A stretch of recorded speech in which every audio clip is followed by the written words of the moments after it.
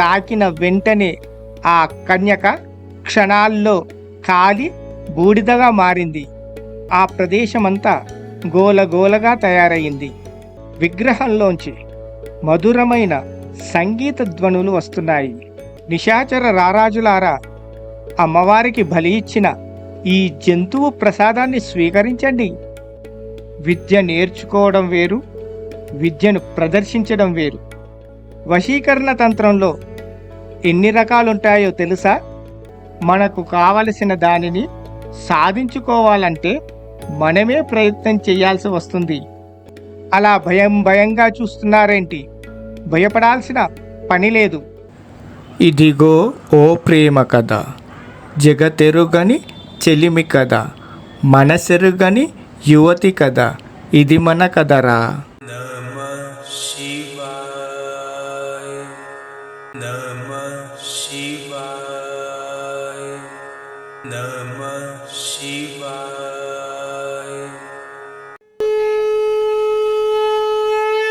మూర్ఖత్వం కాదు, మూఢత్వం కాదు, ముక్కంటి తత్వం మాది. మేము హిందువులం.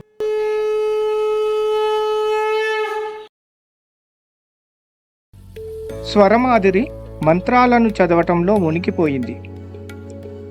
తనకు సహాయం చేస్తున్న కన్యకలు కొందరు ఆమె ప్రక్కనే వచ్చి నిల్చున్నారు. విగ్రహంలోంచి మధురమైన సంగీత ధ్వనులు వస్తున్నాయి.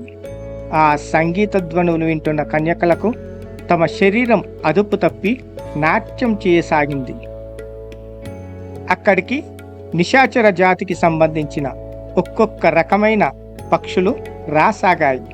స్వరమాధురి మాత్రం అర్ధపద్మాసం వేసుకొని కూర్చుంది. ఆ ప్రదేశమంతా వివిధ రకాలైన నిశాచర పక్షులతో నిండిపోయింది.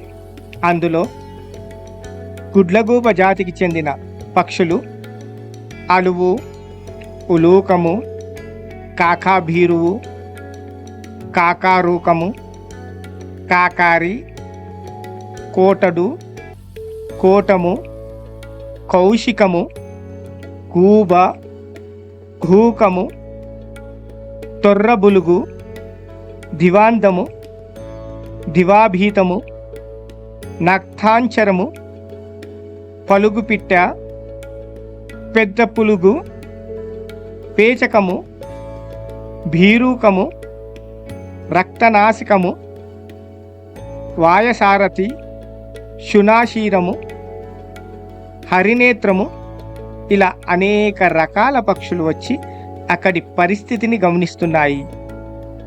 విచిత్రమైన నాట్యం చేస్తున్న కన్యకలు రకరకాల పక్షులను చూసి భయంతో ఒక ప్రక్కకు జరిగి నిలబడ్డాయి.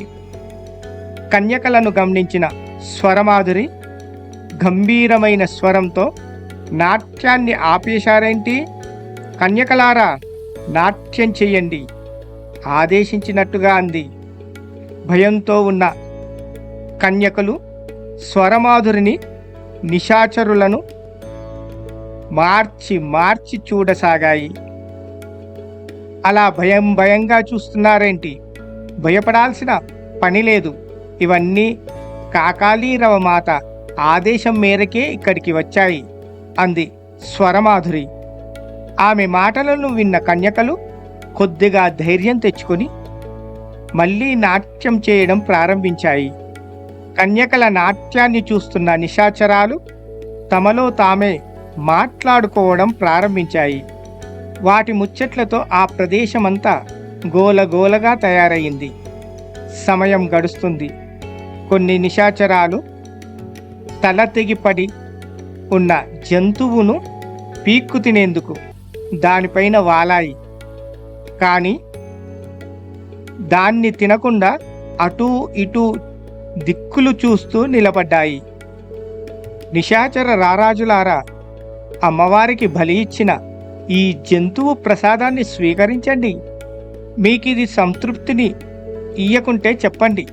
మీకు కావలసిన జంతు మాంసాన్ని అమ్మవారికి బలి ఇచ్చి దానిని మీకు కానుకగా సమర్పించుకుంటాను.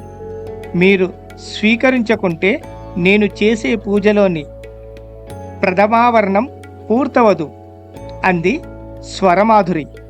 ఆమె మాటలు విన్న నిశాచరాలు ఒక్కసారిగా నిశ్శబ్దాన్ని పాటించాయి. నాట్యమాడుతున్న కన్యకలలోని ఒక కన్యక భయంతో తుల్లిపడి ఒక పక్షికి తన చేతిని పొరపాటున తాకించింది. అలా తాకిన వెంటనే ఆ కన్యక క్షణాల్లో కాలి బూడిదగా మారింది. అది చూసిన మిగతా కన్యకలు భయంతో అక్కడి నుండి గుహలోపలికి పరుగులు తీశాయి.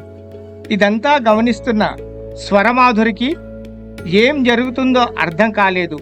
నిశాచరుల వంక తీక్షణంగా చూసింది. ఇది గమనించిన ఒక నిశాచరం స్వరమాధురి ముందరకు వచ్చి నిల్చుంది. ఆమె ముందు నిల్చున్న నిశాచరం స్వరమాధురితో, "ఓ స్వరమాధురి, ఏమి ఆశించి నువ్వు ఈ క్రతువును చేస్తున్నావు?" అంటూ ప్రశ్నించింది నిశాచరం. స్వరమాధురి ఎలాంటి సమాధానం చెప్పకుండా మంత్రోచ్చరణ చేస్తూ కూర్చుంది. స్వరమాధురి, నీ గురువు ఎవ్వరు? మళ్ళీ ప్రశ్నించింది నిశాచరం. తీక్షణంగా చూసింది స్వరమాధురి. పొరపాటున నా స్పర్శ తగిలి నీ సహచారిని భస్మంగా మారిందంటే నా శక్తి ఏంటో నువ్వు గమనించే ఉంటావు. ఇప్పుడు చెప్పు అంది నిశాచరం. ఇప్పుడు నేను చేస్తున్న పూజాక్రతువు పూర్తి కానివ్వు. పూజాక్రతువు పూర్తయిన తర్వాత నీ ప్రతి సందేహానికి సమాధానం చెబుతాను అంది స్వరమాధురి.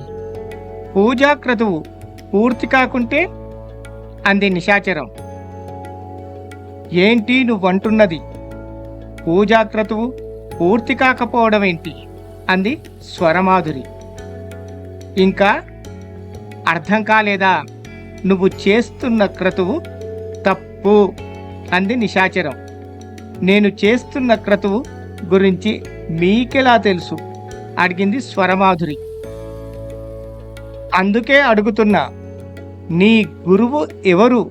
అంది నిశాచరం. నాకు గురువంటూ ఎవరూ లేరు అంది స్వరమాధురి. గురువు లేని విద్య గుడ్డి విద్య అంటారు, తెలియదా? అంది నిశాచరం. తెలుసు. గురుముఖతనే విద్య రావాలంటే అన్ని విద్యలు గురువు నేర్పడుగా. మనకు కావలసిన దానిని సాధించుకోవాలంటే మనమే ప్రయత్నం చేయాల్సి వస్తుంది అంది స్వరమాధురి. సగం సగం విద్య నేర్చుకొని సాధన చేస్తే ఇలాగే ఉంటది అంది నిశాచరం. నువ్వు చెప్పేది నాకేమీ అర్థం కావటం లేదు. అర్థమయ్యేలా చెప్పు అంది స్వరమాధురి. నీ గురువెవరో తెలుసా? అడిగింది నిశాచరం. అది తప్ప ఇంకేదైనా అడుగు, సమాధానం చెప్తాను అంది స్వరమాధురి. మేమిక్కడకు ఎందుకు వచ్చామో తెలుసా? అంది నిశాచరం. తెలుసు. నేను చేస్తున్న క్రతువు తంత్రవిద్యా సాధనలో మీరు నాకు సహాయం చేసేందుకు అంది స్వరమాధురి. నీకు నవావర్ణ సాధన తెలుసా? ప్రశ్నించింది నిశాచరం. ఇప్పుడు నేను చేస్తున్న తంత్రక్రతువు అదేగా అంది స్వరమాధురి. ఈ తంత్ర సాధన ఎవరు నేర్పారు? అడిగింది నిశాచరం. ముందే చెప్పానుగా, కొన్ని విషయాలు రహస్యంగా ఉంటేనే మంచిది అంది స్వరమాధురి. చిన్నగా నవ్వింది నిశాచరం. ఆ నవ్వుకు అర్థం ఏమిటో స్వరమాధురికి అర్థం కాలేదు. ఎందుకలా నవ్వుతున్నావు? అంది స్వరమాధురి. అన్ని విద్యలు తెలిసిన దానివి కదా, నేనెందుకు నవ్వుతున్నానో నీకు తెలిసే ఉంటది అంది నిశాచరం. నన్ను మాటల్లో పెట్టి నా సంకల్పాన్ని నాశనం చేసే ప్రయత్నం చేస్తున్నావు అంది స్వరమాధురి. నీ ఉనికిని నువ్వే నాశనం చేసుకునే ప్రయత్నం చేస్తున్నావు. అయినప్పటికీ నేను నిన్ను రక్షించే ప్రయత్నం చేస్తున్నాను అంది నిశాచరం. నువ్వేంటి నన్ను రక్షించేదేంటి సందేహంగా అంది స్వరమాధురి. నువ్వు చేస్తున్న ఈ పూజా క్రమంలో పొరపాటు జరిగింది అంది నిశాచరం. నేను ఎలాంటి పొరపాటు చెయ్యలేదు అంది స్వరమాధురి. విద్య నేర్చుకోవడం వేరు, విద్యను ప్రదర్శించడం వేరు. ఈ రెండింటికి తేడా తెలియని నువ్వు మంత్రసిద్ధి కోసం చేసే ఈ క్రతువు ఏ తంత్రశాస్త్రం ప్రకారం చేస్తున్నావో నీకైనా తెలుసా అంది నిశాచరం. నాకు అన్ని రకాల తంత్రశాస్త్రాలు తెలుసు. పురుషావరణమా, స్త్రీ ఆవరణమా, మిళితావరణ శాస్త్రమా, ఈ మూడింటిలో ఎలాంటి తంత్రాన్ని చేస్తున్నావు? ఈ మూడు కాదని క్షుద్రావరణ తంత్రమా అడిగింది నిశాచరం. మౌనంగా నిశాచరం వైపు చూసింది స్వరమాధురి.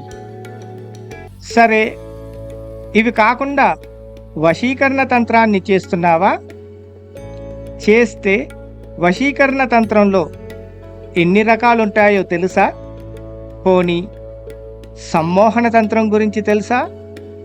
పోనీ మోహన తంత్రంలోని రహస్య విధానాలు తెలుసా?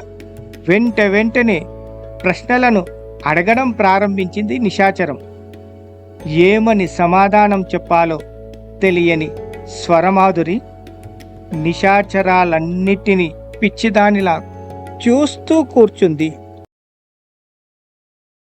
మానవ లోకం ఇది మాయాజాలం మది